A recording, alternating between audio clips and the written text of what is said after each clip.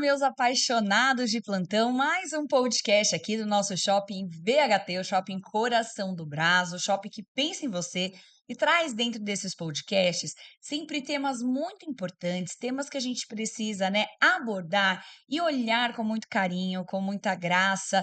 E olha, hoje a gente tem dois convidados que vão falar aqui sobre a questão aí da saúde mental, vamos falar um pouquinho sobre família e eu tenho certeza que você vai adorar esse podcast. Então fica com a gente aqui até o finalzinho, tá bom?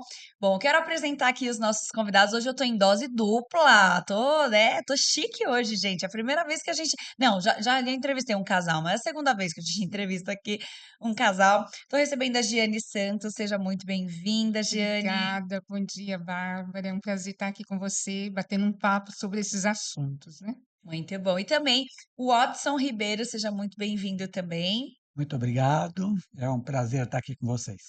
Muito bom, né, a gente começar já a falar, né, de família. Quero que Uhum. vocês, né, como casal, vocês estão há quanto tempo já, nessa jornada aí de família?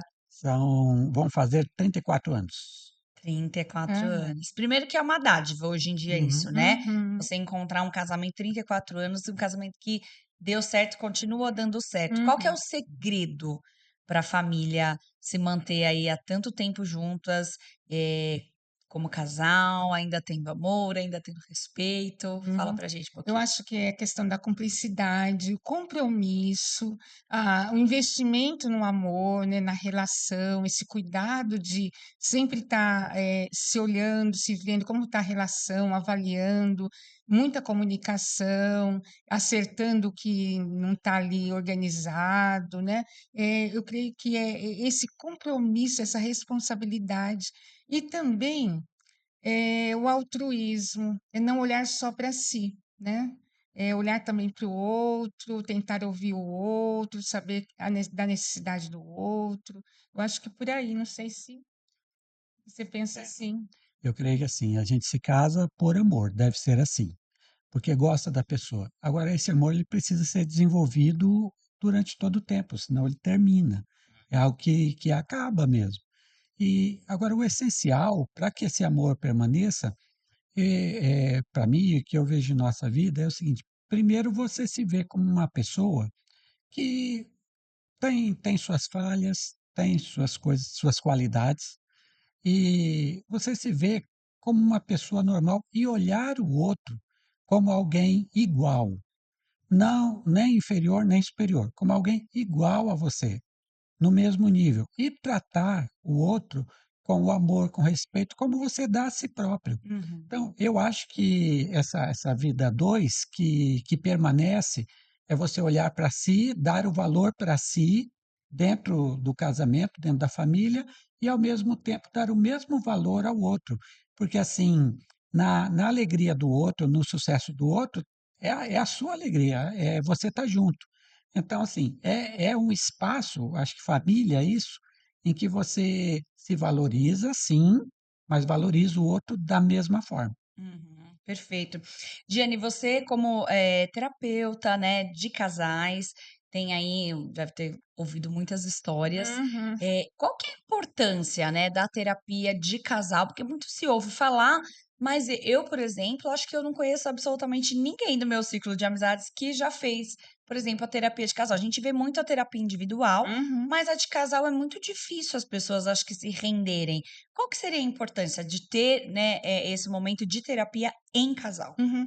Numa relação não só conjugal, mas, assim, outras relações também de amizade, né, até nessa questão da igreja, contexto de igreja e tal, as relações, elas são meio complexas, elas não são simples.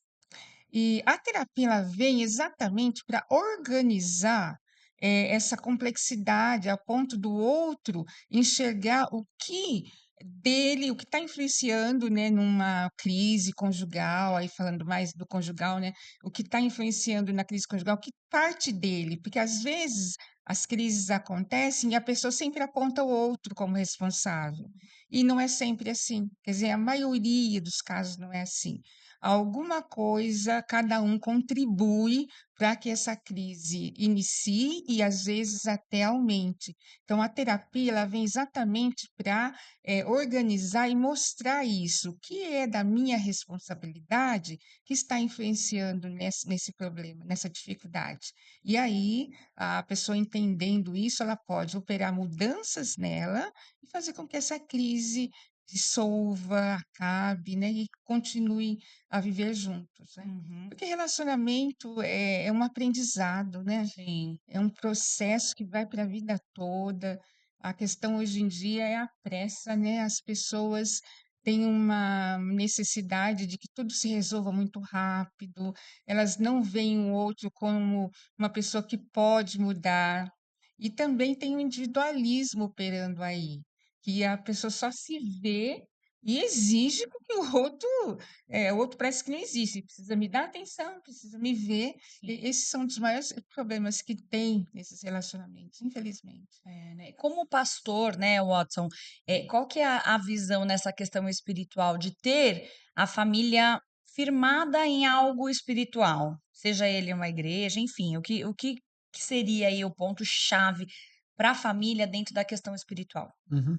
Eu começo dizendo que cada um de nós, cada ser humano, ele não é apenas um corpo, ele não é apenas um espírito, ele é alguém que é um todo, que é um todo. Então, se eu tenho um problema emocional, isso vai afetar o meu corpo. Se eu tenho um problema corporal, vai afetar o meu interior. E nós somos assim. Então, numa família, ela existe para que exatamente nós nos completemos por inteiro. Então, é muito bom e muito importante que a família ela esteja junta, ela viva junta, que esses pais caminhem juntos. Então, para isso, eu preciso desenvolver todas as dimensões da vida numa família.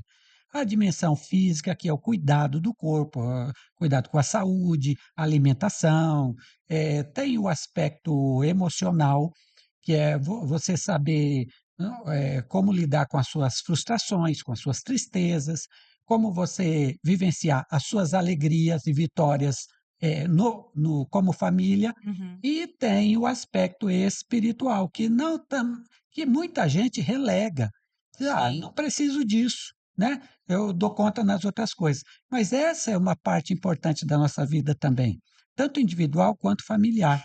Então, na medida em que uma família ela desenvolve sua espiritualidade, aí pode ser sim numa igreja, pode ser numa determinada religião Aham. que ela gosta, ou pode ser no aspecto familiar e pessoal também, de busca de Deus, Tá. de buscar aquilo, a divindade que ela entende que é.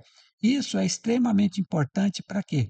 Para dar valor à vida familiar, valor e valores para moldar caráter, porque são esses aspectos, as demandas que muitas vezes uma religião ou a espiritualidade traz, que vai ajudar a pessoa e a família a viver melhor, a se compreender, a relacionar entre si, a conversar. Então é importante sim, principalmente para os pais, por exemplo, criar os filhos dentro de um ambiente de igreja ou de religiosidade, de espiritualidade, que também os ajude a enfrentar a vida. Sim. Hoje a gente vê que é uma geração, né, que está muito mais difícil, mais complexa, né? Eu me lembro na minha época que, assim, a palavra da mãe e do pai era o que valia. Uhum. E a gente tinha a nossa opinião? Tinha, mas ela ficava sempre em segundo plano. Hoje, olhando para essa nova geração, que ela tem mais essa, né, essa voz, não, eu quero fazer, eu vou fazer assim, assim, assado. Isso vai ser bom ou vai ser ruim? No âmbito aí, olhando pelo lado terapêutico da coisa, para novas famílias que vão ser formadas lá na Uhum. frente. Eu creio assim que nós estamos numa época onde esses que nasceram na era da internet, da tecnologia mais avançada, tudo, vem com outra forma de pensar, exatamente por esses recursos que existem, né? Aham. E os pais não estão sabendo lidar com isso.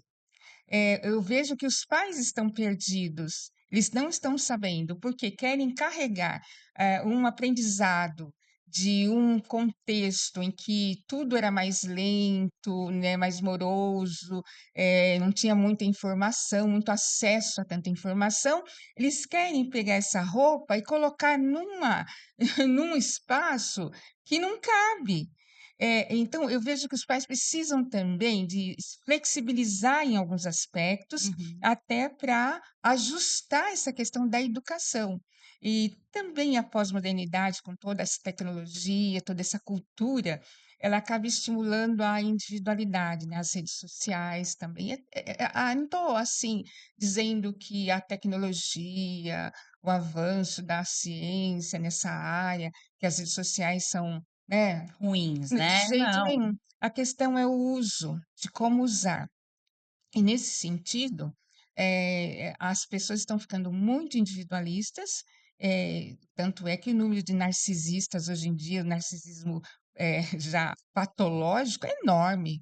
As pessoas só se veem e querem que os outros também olhem para ela e acabou, ela não olha para ninguém. Sim. E aí, dependendo da educação e como os pais estão perdidos, e também a gente está num outro momento em que as pessoas pensam muito mais no aspecto de cuidado material, de uma qualidade material, então deixa essa questão afetiva e os filhos vão crescendo exigindo, querendo tudo. Aumenta mais ainda essa questão do narcisismo, do egocentrismo. E ela vai crescer assim, vai ser um adulto onde ela não vai enxergar o outro. Ela vai se casar pensando nela, mas muito Muito mais nela, né? ou É. só nela. Uhum. E casa para ser feliz. É como se o outro tivesse a obrigação de fazê-lo feliz. E não é por aí, né? Ninguém faz ninguém feliz, é nós que nos fazemos felizes, né? Aquele Cláudio Duarte, o pastor Cláudio Duarte, Sim. ele diz isso, né? Se você tá feliz, é hora de casar, mas tá infeliz, não casa não, porque senão... É, deixa eu pegar aí um gancho. O que eu acho que hoje dá muito problema é a questão das relações dentro da família. O que está acontecendo hoje, especialmente com a questão da tecnologia? Os pais estão empurrando para a tecnologia o que é deles. Então, por exemplo, você está lá na hora do jantar, do almoço, está lá a família e cada um, inclusive os pais, no seu celular. É. Quer dizer, não conversa, não dialoga, mas cada um está Seu no mundo, seu, né? no seu mundo. Então, o que que você está? É a individualização extrema. E eu acho que os pais estão fazendo muito isso. Ah, eu quero que a criança fique quieta no lugar. Quietinha. Eu dou o celular para ela brincar lá. É, Qual é o problema que isso está causando hoje que eu vejo? Está faltando cada vez mais o diálogo, a relação pai-filho, pais-filhos, e marido-mulher também. Sim, sim. A tal ponto que não se conversa mais. E o que que é a paternidade, se não o exercício do amor e da autoridade? As duas coisas equilibradas, amor e autoridade. Mas isso só é possível se eu me relaciono, se eu converso, se eu tenho tempo para brincar, com os filhos, Uhum. se eu tenho um tempo para bater um papo, para conversar, como é que vai sua vida, o que está acontecendo, está com aquele problema na escola, o que está vendo, filho? Sim. Né? O filho está muito triste num canto, o que está vendo? Você sabe que o problema das drogas está sempre próximo, né? Conversa sobre isso.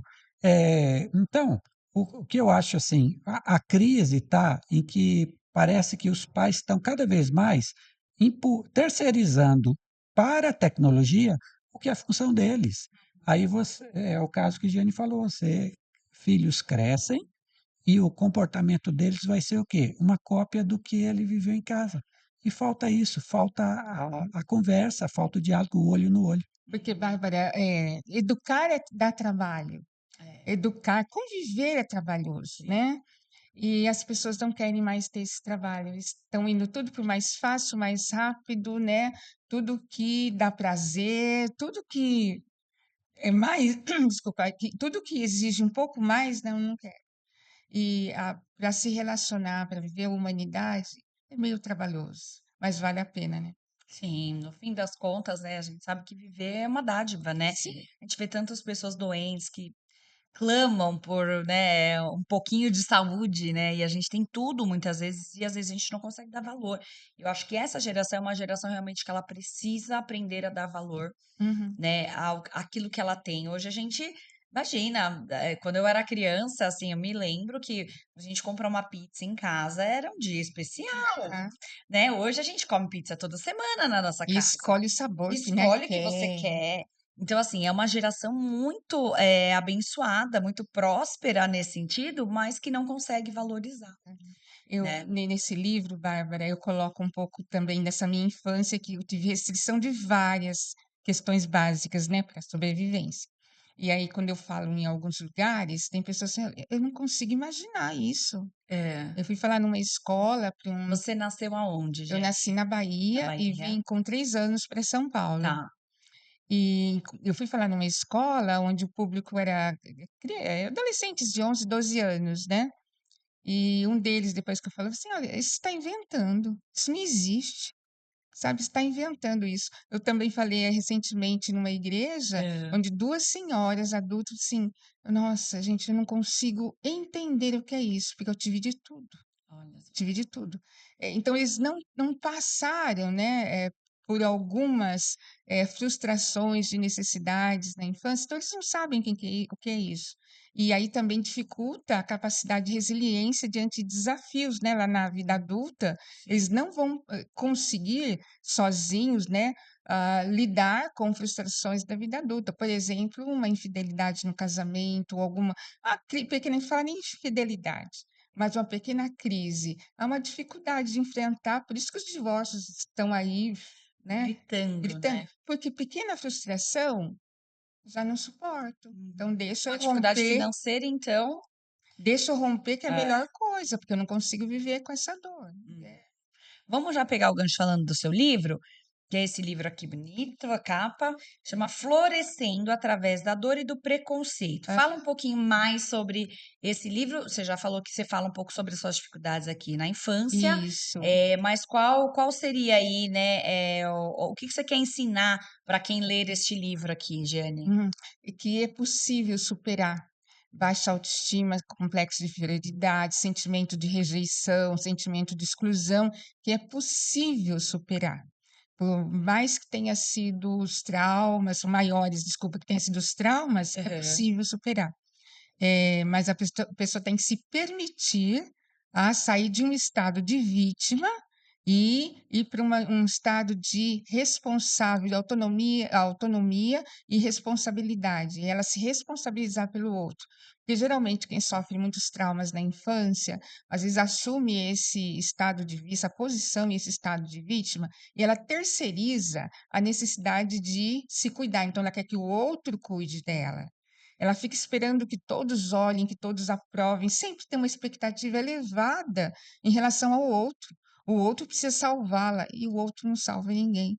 Nós somos nós mesmos. Então, quando se sai desse estado de vítima e vai para um estado de autorresponsabilidade e assim, de uma autonomia, não sou eu que tenho que correr atrás, você começa a se permitir a sair desse e falar assim, não, eu sou responsável por mim, eu tenho que me aprovar, eu tenho que gostar de mim e assim por diante.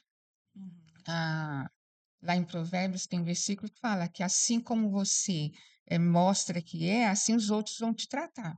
Se você está num estado de vítima, eles vão te tratar como um coitadinho.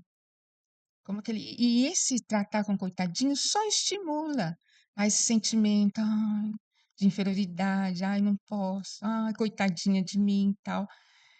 Quando você começa a trabalhar isso, se responsabilizar por você mesma, você vai saindo desse estado, sua autoestima vai melhorando, as relações vão melhorando e logo também essa questão de fenômeno relacional, as pessoas vão perceber que você já não é mais uma vítima, você é uma pessoa responsável que está ali buscando num processo de autoconhecimento. E isso, tem muito nisso tem muito empoderamento. Isso é muito importante para a saúde mental, muito.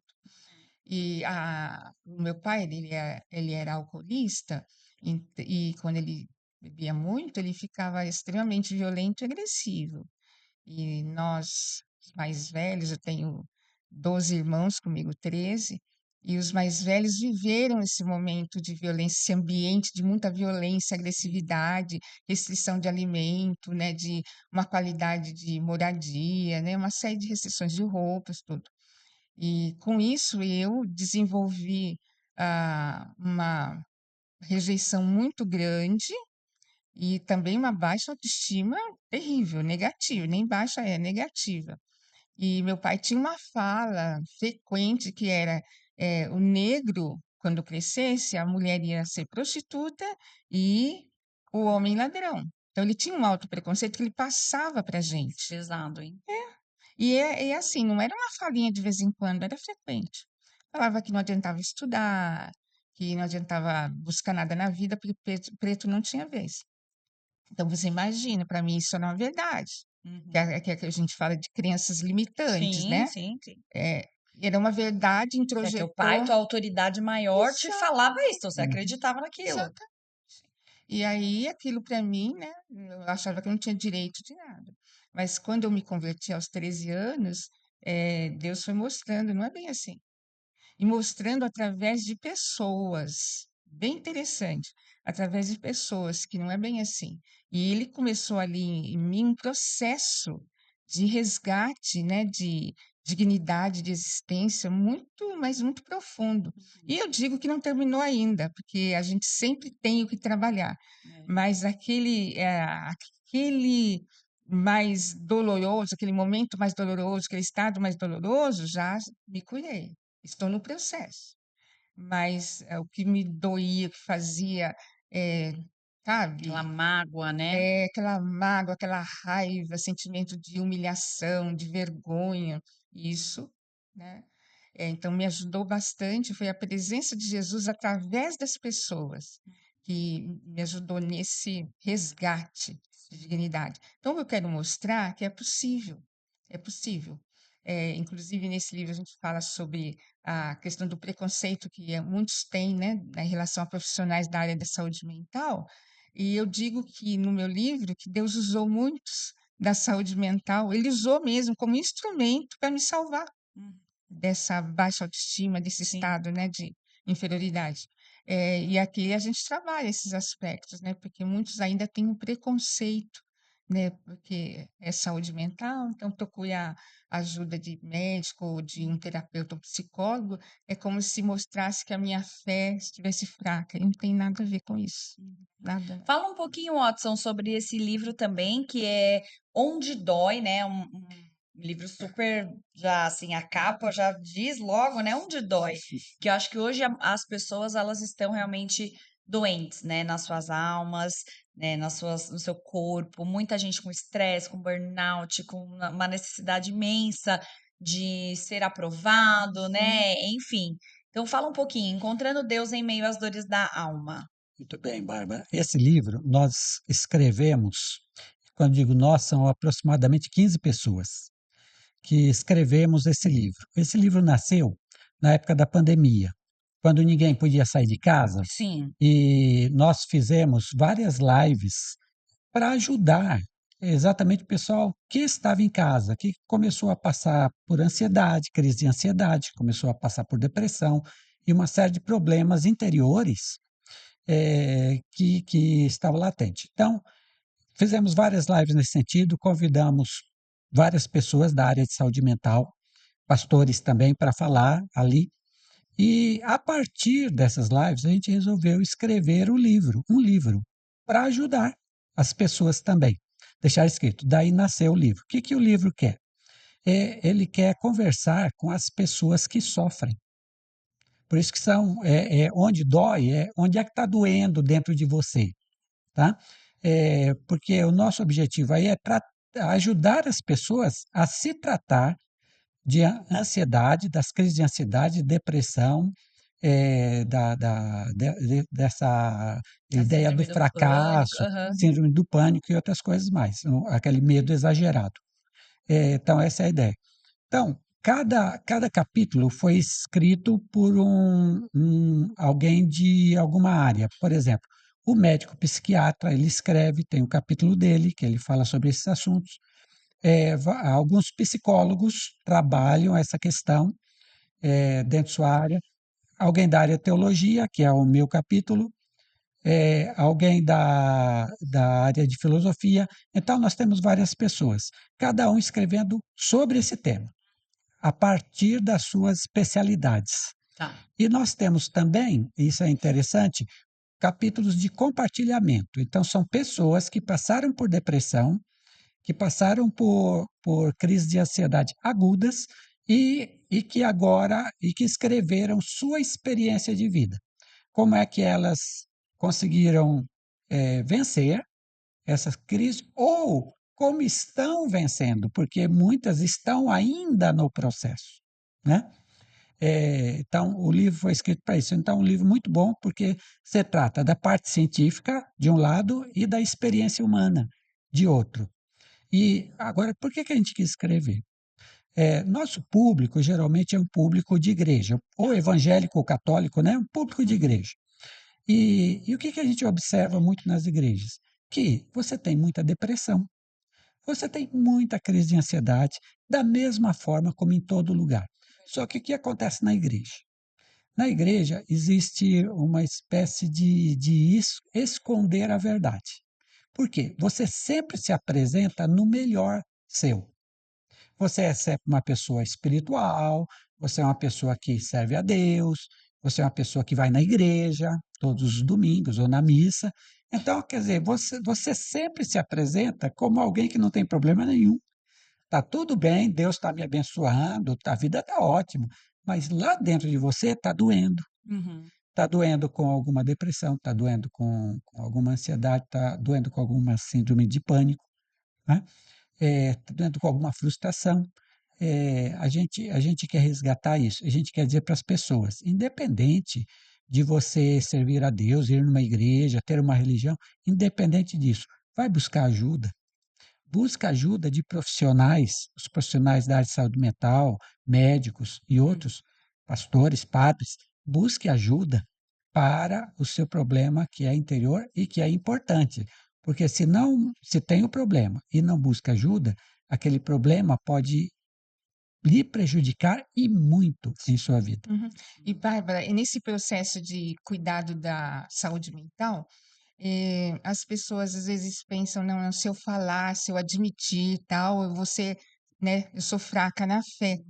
E às vezes até algumas pessoas têm ensinado isso também, né? Tá. E a pessoa aprende, olha, eu não posso. E Fracassar, né? é, e Deus, em alguns casos, ele cura imediatamente. Em outros casos, ele vai usar um processo mais demorado, onde ele quer que essa pessoa busque profissionais da área da saúde mental para se cuidar, porque Deus tem os processos para cada um. Deus tem um processo para você, Deus tem um processo para mim, para ele, para ele. Cada um é diferente, mas a gente padroniza. É. E eu sempre falo nisso, né, que Jesus, em certos casos, falou isso, só de falar dele, né, já curava. Aliás, teve aquela mulher do fluxo de sangue que só tocou, que ele nem viu, ele foi curado. E às vezes uma fala dele curava, mas em outros casos ele teve que cuspir no chão, fazer um remedinho, colocar ali para ele ser curado. Em outros casos foi mais trabalhoso, teve que tirar o telhado de uma casa, subir a cama, né, com pessoa enferma, tirar para fora, para ele operar o milagre. Então, tem processos que vão ser demorados, tem processos que vão exigir medicação, tem processos que vai exigir terapia e medicação, outros só terapia, e tudo isso Deus está presente, Deus está acompanhando, porque Ele tem um propósito com os processos. E às vezes a gente quer interromper e atrapalhar os processos de Deus. E o fato até de que ele falou de a gente omitir, não admitir como nós estamos, é fugir de uma humanidade e fugir da ação do Espírito Santo. Porque o Espírito Santo ele não invade ninguém. Ele só trabalha, o poder dele só atua quando a gente se rende a ele, mostrando toda a nossa fraqueza, os nossos pecados, as nossas doenças. Olha, está aqui. Eu não sou competente, tu és competente, mas a gente vive numa onipotência competindo ali com Deus, né? Pode tudo. Às vezes a pessoa aí está morrendo, mas sacrifica ali para mostrar que está tudo bem. Isso é uma negação. O Espírito Santo não vai trabalhar nisso. Então, quando a pessoa, não, eu preciso, eu sou fraca, até eu acho que as igrejas deveriam ter um espaço maior para falar das fraquezas, É.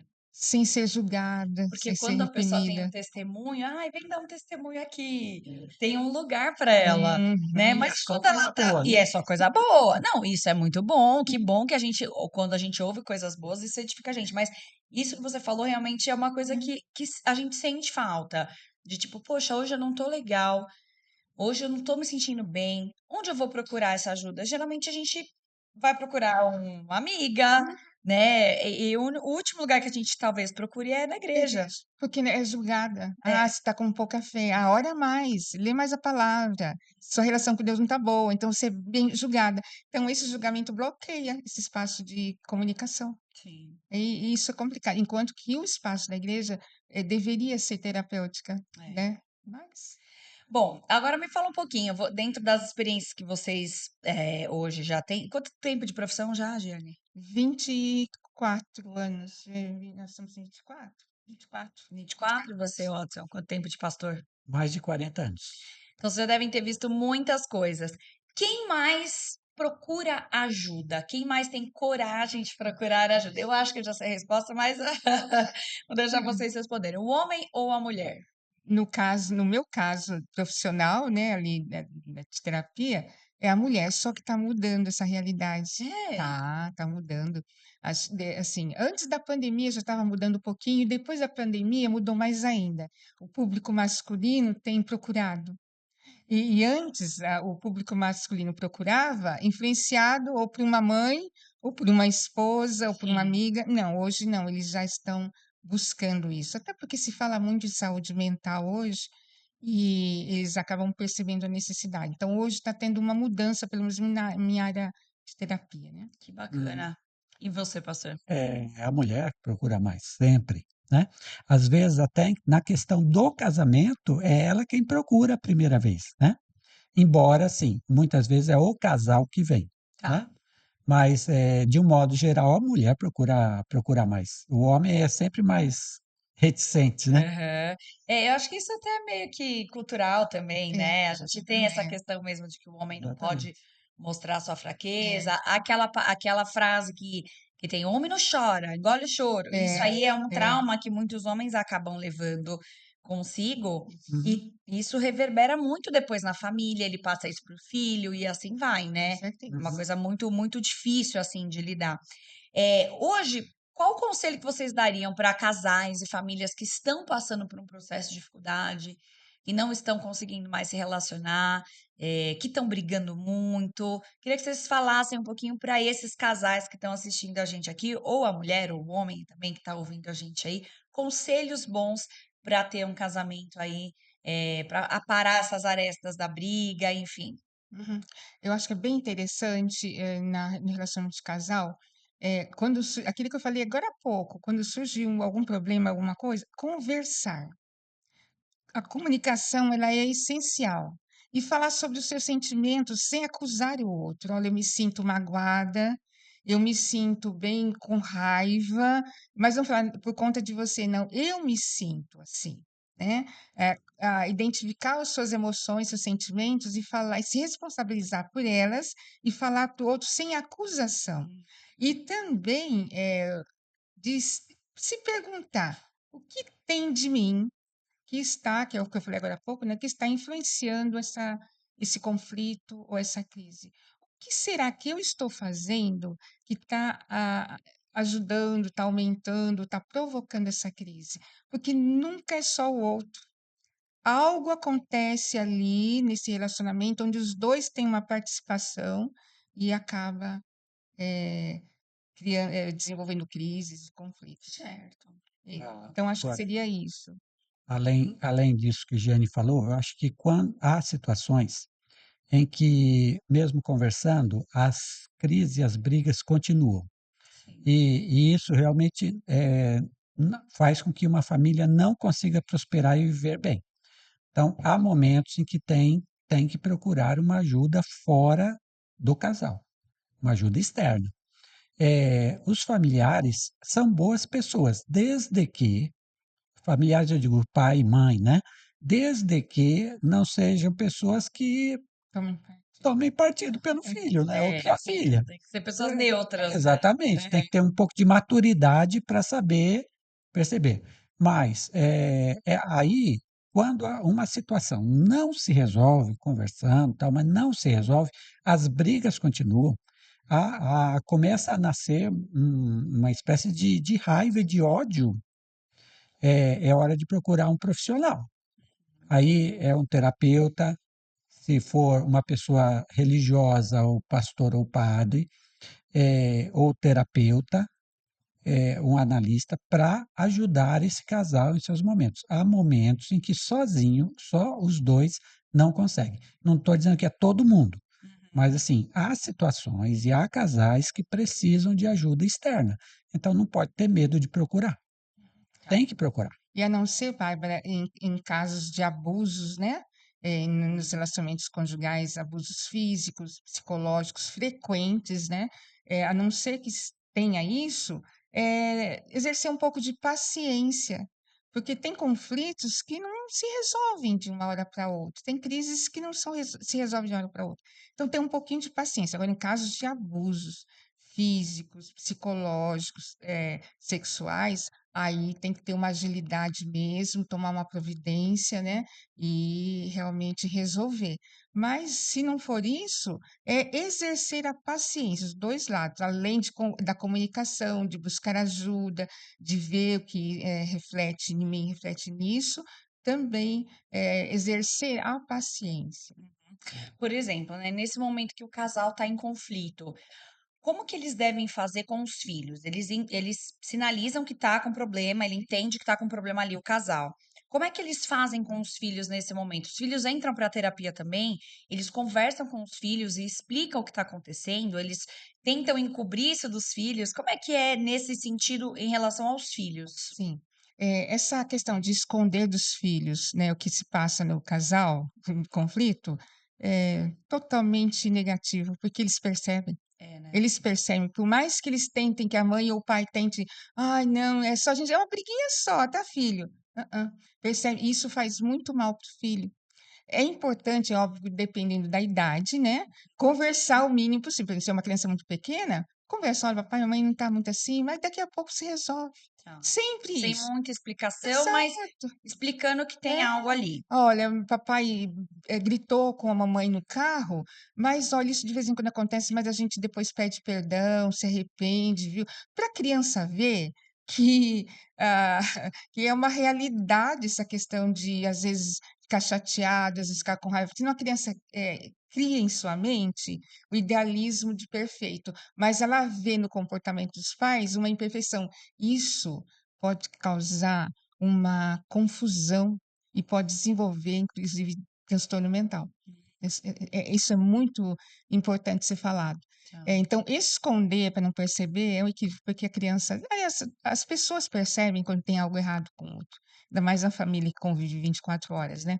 Então, é usar de um vocabulário fácil, dependendo da idade. A partir dos 7 anos pode se abrir mais, falar mais, óbvio, talvez não contar detalhes, mas saber, olha, papai e mamãe não está bem, mas a gente está tentando resolver, sem falar, não está bem, mas a gente está tentando resolver. Tá. Essas duas falas são Mostrar um importantes. problema, mas mostrar uma solução ali Exatamente. também. Tem um acolhimento, tem um desespero, porque o Uhum. filho fica, os filhos, eles sentem essa angústia e medo dos pais se separarem, dependendo da situação. Tá. Então, ele fica angustiado, não está bem, mas vai se resolver, um acolhimento. Então, isso é muito importante, é não esconder. Uhum. Ao mesmo tempo, os casais conversarem também, olha, tem os nossos filhos, vamos tentar resolver, tentar, né, achar um caminho aí, tem os nossos filhos, para eles não sofrerem tanto. Sim. Nesse sentido. E às vezes, como você falou em terapia, muitas vezes uma terapia de casal se transforma em de família. porque a gente vê, assim, vendo a necessidade de incluir os filhos, aí a gente chama os filhos e transforma em terapia de família. Ah, existe também isso? Também, Ah, que também, bacana, que também. legal. Porque às Uhum. vezes É o trabalho. chega como uma proposta de terapia de casal, mas a gente percebe que tem algo mais ali e que precisa incluir os filhos. Nossa, que interessante, isso é muito legal, né? Porque às vezes é aquilo, a família tá em colapso, a família precisa se ajustar, né? Então, às vezes, não adianta só ajustar a mãe ou só ajustar o pai, tem que ser todo um É. contexto, né? E é um trabalho, assim, geralmente muito longo. É relativo, depende, do caso, né, do tipo de conflito ou do tipo de crise, e depende das pessoas, que tem pessoas que, pelo jeito, pelo perfil delas, são fáceis, né, de trabalharem com elas mesmas. Uhum. Tem outras que são mais resistentes, então é muito relativo, Tá. relativo ao a nível de crise, nível de conflito e como a pessoa trabalha em si mesma. É bem Uhum. complicado. Às vezes, por exemplo, a terapia de casal, um é mais resistente com o outro, então isso pode fazer com que demore, é bem relativo. Uhum. Quer complementar, parceiro, por favor? Na questão dos filhos, eu acho que a Jane falou bem corretamente, mas eu queria ressaltar uma outra coisa, quando você falou sobre o conflito entre o casal. Tá. A gente tem que tomar um certo cuidado, porque assim, o que a gente está conversando aqui é um conflito no qual um briga com o outro, mas existe um respeito, Tá. né? Há diferenças, fica com a raiva no momento tal, mas há um respeito.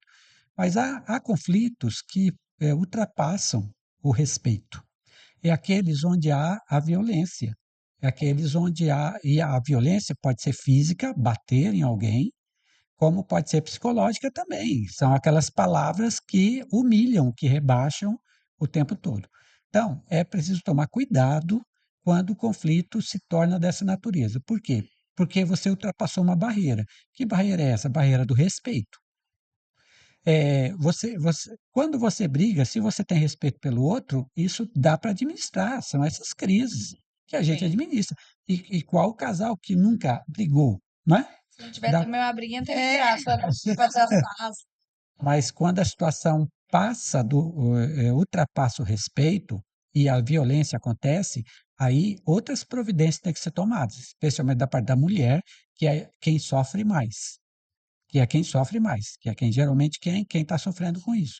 Então, ela precisa, quando houver desrespeito em termos de violência, quando houver desrespeito, ela precisa também fazer denúncia. Ela precisa refletir sobre sua vida, porque se a coisa continuar nesse jeito, ela pode parar num hospital, ela pode parar num cemitério. É. Então, assim, quando se ultrapassa o respeito, a mulher tem que tomar atitudes para preservar sua vida, e não só a sua vida, também a dos filhos. então, nesse sentido, eu tenho mais um tempinho? Tem, pode. Nesse sentido, foi interessante. Eu atendi um caso alguns anos atrás, onde um adulto, era um rapaz, né, já adulto, e ele estava com uns problemas sérios de ansiedade, alguns transtornos de ansiedade. A gente trabalhando, trabalhando, chegou no pai. Chegou no pai, que ele tinha muita raiva do pai, porque o pai agredia muito a mãe. Trabalhando mais um pouquinho, que a gente fala que a terapia é como se fosse uma cebola, vai tirando as cascas. E Aham. vai chorando, e vai doendo, né? E vai tirando as cascas. Quando chegou mais na frente, ele tinha muita raiva da mãe. Por quê? A mãe sofria violência e a mãe não se defendia. Tá entendendo? Ela não fazia nada. Muito pelo contrário, ela protegia esse pai. E ele foi desenvolvendo esse transtorno ansioso exatamente por essa insegurança que esse ambiente passou por ele, né, que ele passou na infância. Ok. Mas a raiva principal, ele tinha raiva do pai, sim, mas a principal era da mãe. E ele achava que não. Mas era da mãe porque a mãe não fazia nada, ela protegia esse pai que batia nela.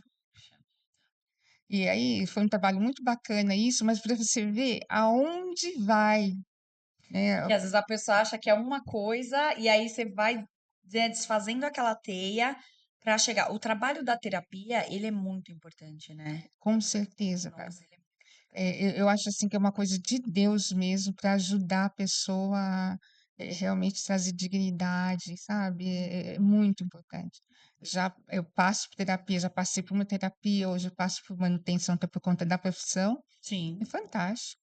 É, né, uma coisa que eu acho que todo mundo deveria poder ter o acesso a É, ter e fazer, porque até mas não tenho nada, eu não tenho depressão, não tenho ansiedade. A pessoa só procura terapia, às vezes, no muitas último. vezes, no nível do último É, caso. exatamente. Aí é aquilo, para você desenrolar aquele nó é muito pior, né? E às vezes não chega no nível de uma depressão ou uma ansiedade, mas as angústias que não chegam nesse nível pode promover algumas doenças crônicas Uhum. e autoimunes, como, por exemplo, câncer.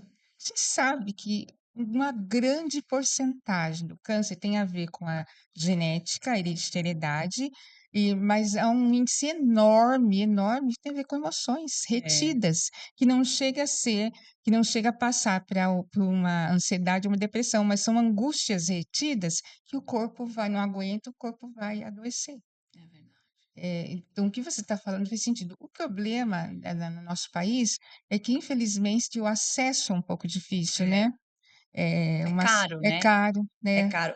A gente sabe que a próprio SUS tem hoje, né, Uhum. lugares que as pessoas podem fazer, mas é difícil, você É, tem que entrar numa fila, então é exatamente. moroso, a coisa ainda é morosa. A gente deseja que as pessoas possam ter aí acesso o máximo que elas puderem. Eu queria que vocês me falem onde que as pessoas podem encontrar os livros, onde as pessoas podem encontrar vocês, né, para conhecer um pouquinho mais. Uhum. Fala pra gente.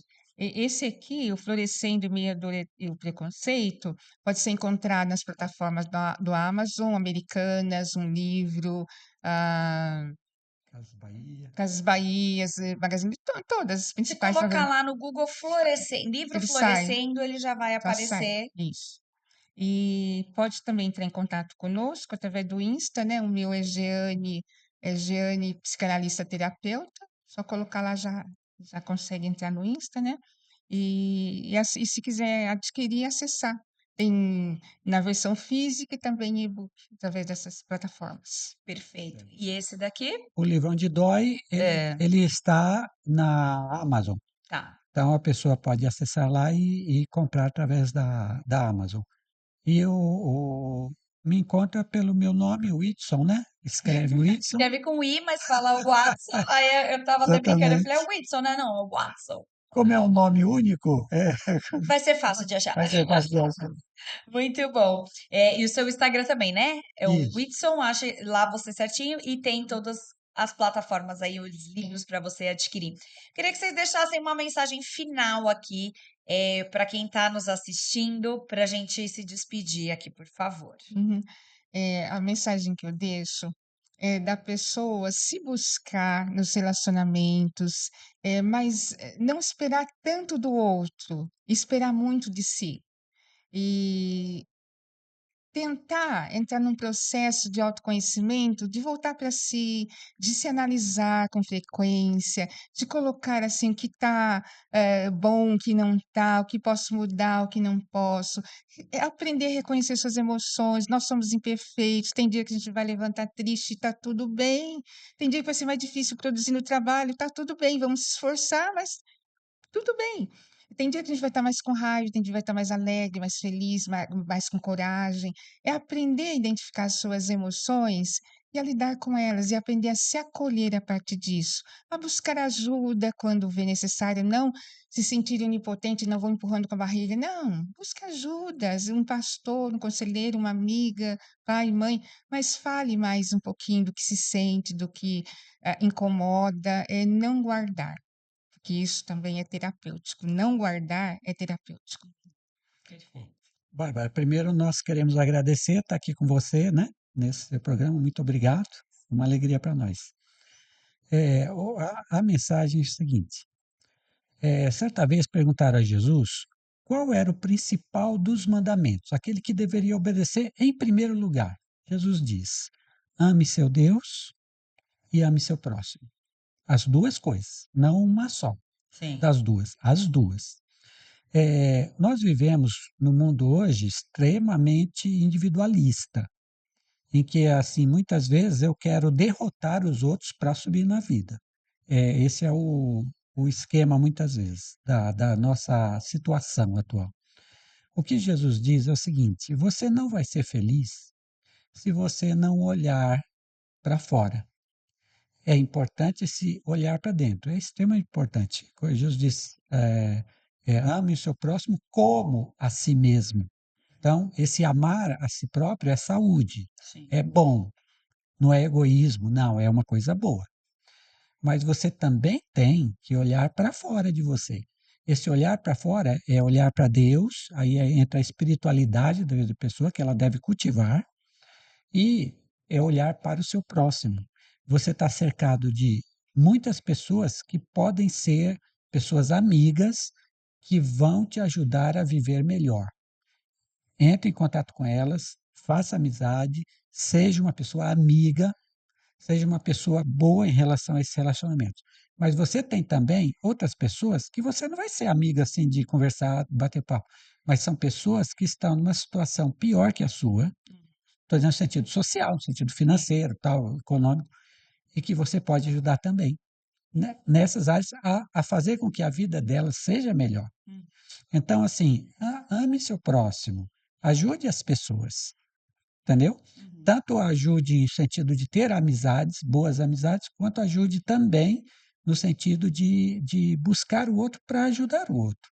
Então, essa é a mensagem. Viva isso que Jesus falou, fazendo isso, cuidando de si, olhando para os outros e olhando para Deus também, você vai ser uma pessoa feliz.